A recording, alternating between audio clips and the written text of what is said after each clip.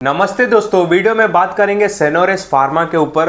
इसका आईपीओ भी आ चुका है। आई थिंक मंडे को लिस्ट भी हो जाएगा। बहुत लोगों को आईपीओ लग भी गया है, बहुत लोगों को नहीं लगा है।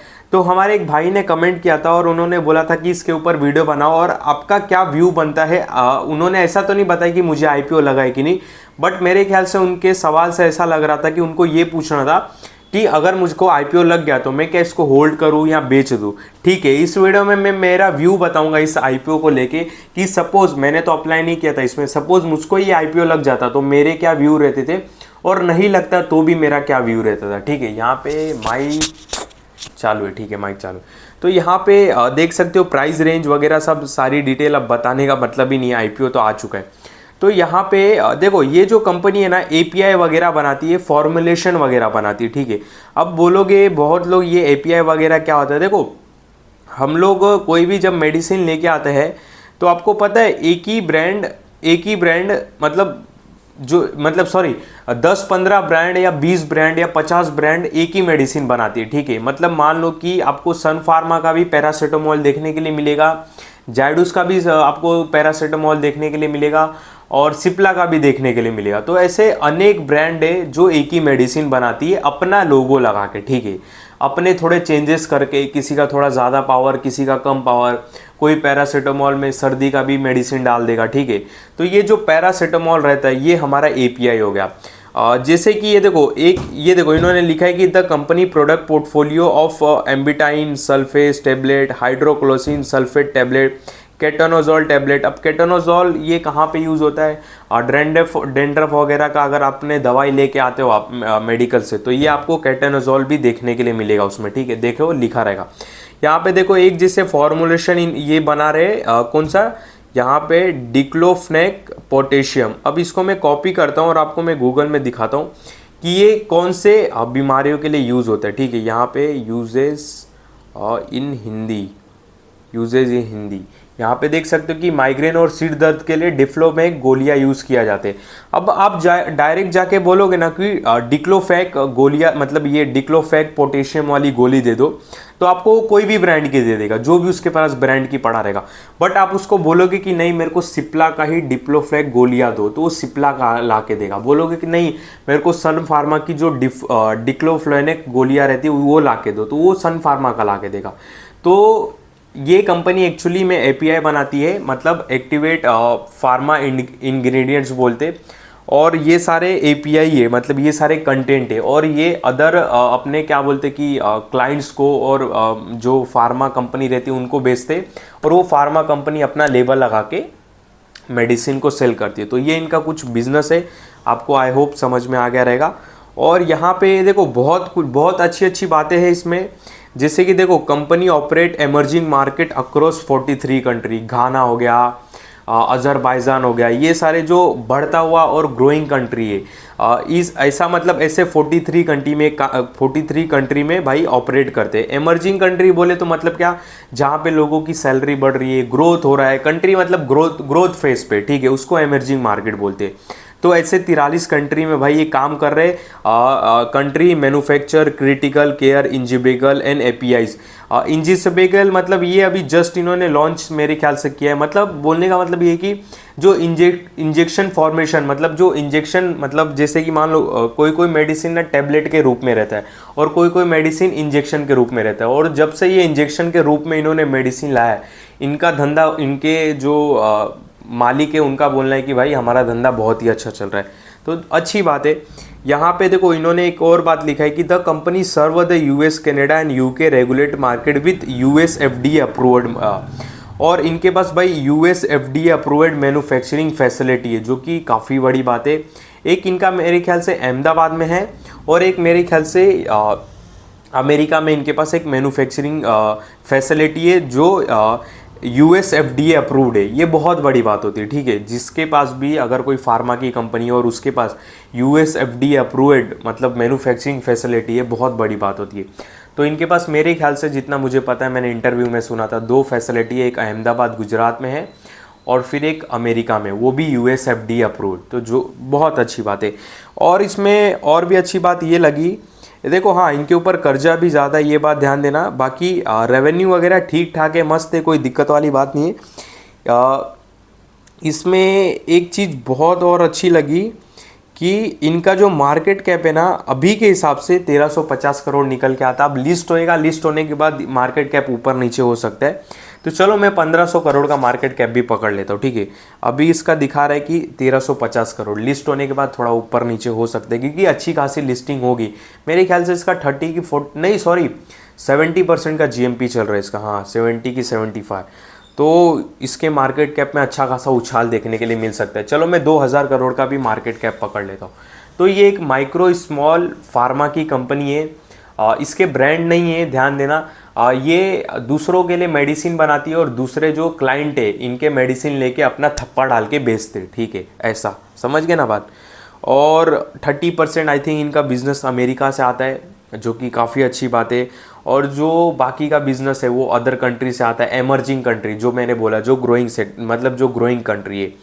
बाकी इनका मार्केट कैप काफ़ी अट्रैक्टिव है, 2000 करोड़ के आसपास का निकल के आएगा मेरे ख्याल से, लिस्ट के बाद हो जाएगा, ठीक है। अभी तो इसमें 1350 करोड़ दिखा रहा है।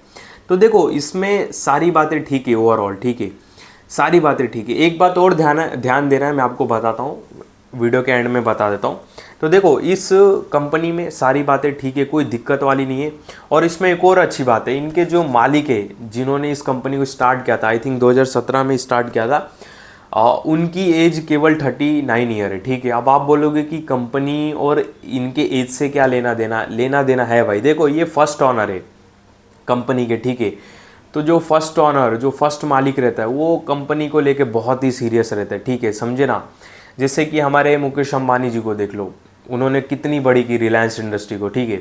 तो जो हमेशा फर्स्ट ऑनर और फर्स्ट मतलब रहता है ना मालिक, वो मतलब बिजनेस को एक अलग वे में लेता है, ठीक है। ये फर्स्ट जनरेशन आप ऐसा बोल सकते हो। तो जो भी फर्स्ट जनरेशन वाला बिजनेस है, आप हिस्ट्री उठा के देख लो, वो हमेशा ही सक्सेस हुआ है क्योंकि उनमें एक भूख रहती है अपने बिजनेस को बढ़ाने के लिए।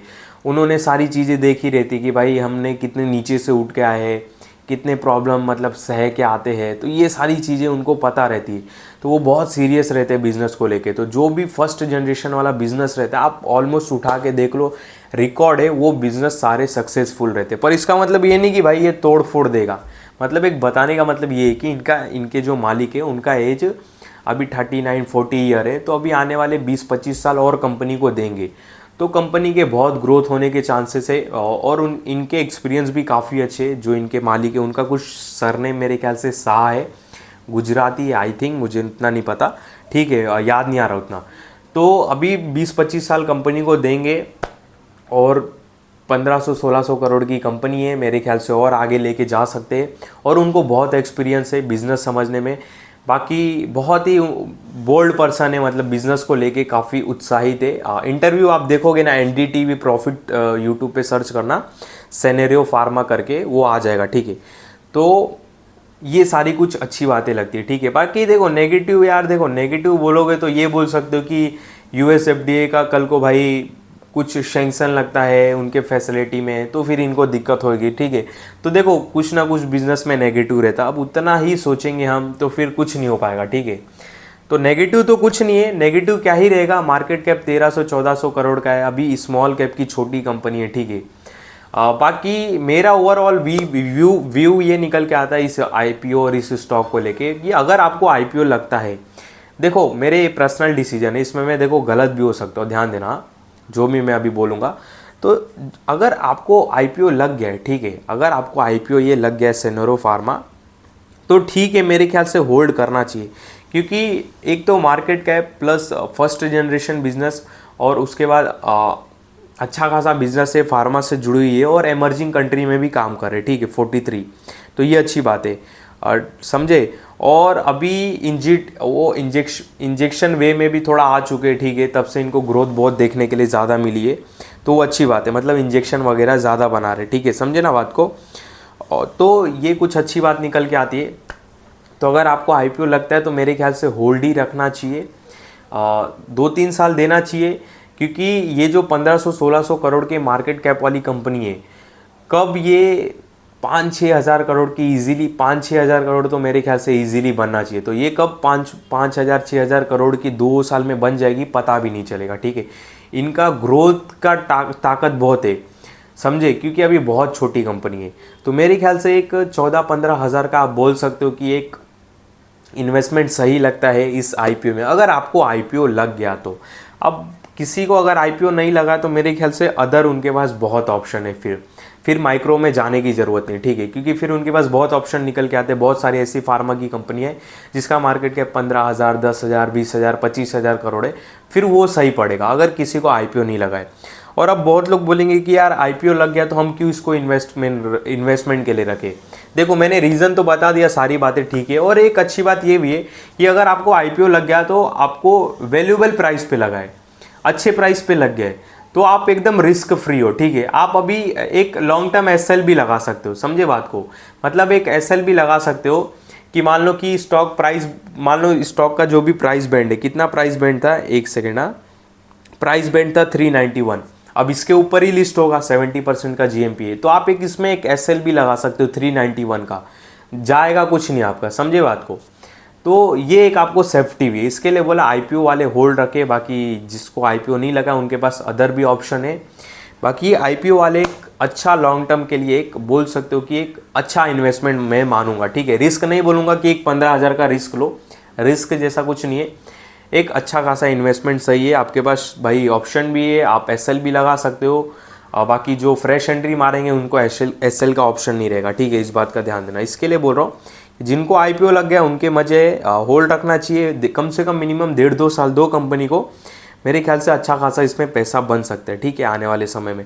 बाकी इसमें मेरे ख्याल से आपको एसएल भी लगा के रखना चाहिए जो आईपीओ में है, जो भी आईपीओ का प्राइस बैंड है, जो भी अपने हिसाब से, क्योंकि देखो थोड़े दिन मार्केट में जैसे ये लिस्ट होगा फिर ये रिएक्ट करेगा, ठीक है, तो वैसा चार्ट पैटर्न बनेगा, तो फिर बताना सही रहेगा कि इसके क्या लेवल्स निकल के आते हैं, अभी तो नहीं बता सकते, पर थोड़ा इसके साथ अलर्ट जरूर रहना इस स्टॉक के साथ जिसको भी आईपीओ लग गया।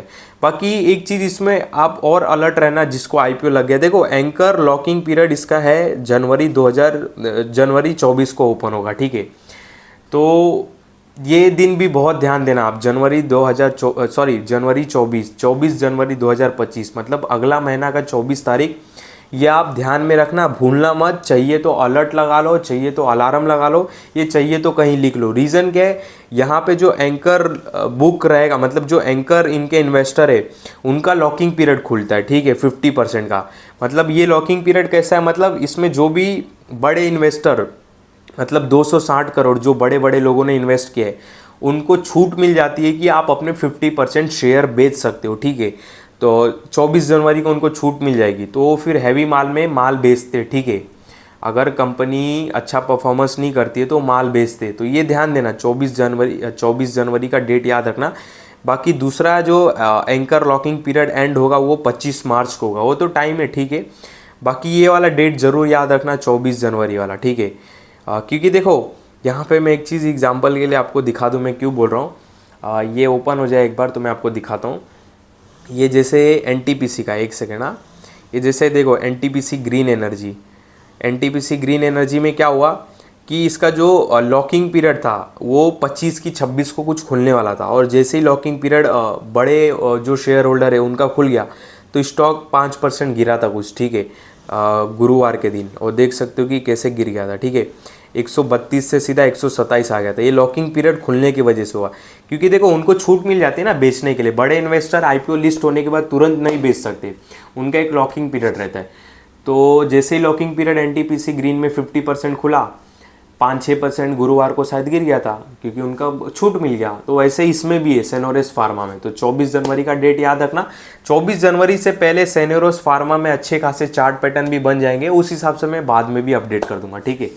तो इस वीडियो में आपको कोई भी बाय सेल का कॉल नहीं, ध्यान देना, जो भी मैंने स्टॉक का नाम बताया केवल समझाने के लिए बताया। मैं आपको बिल्कुल नहीं बोल रहा हूँ कि जाके इस स्टॉक में खरीद लो या बेचो, जो भी डिसीजन लेना अपने दिमाग से लेना है, अपने बुद्धि से लेना है। बाकी मेरे इस वीडियो में आपको किसी भी तरह का बाय सेल का कॉल नहीं है, इस बात का भाई बहुत बहुत ध्यान देना।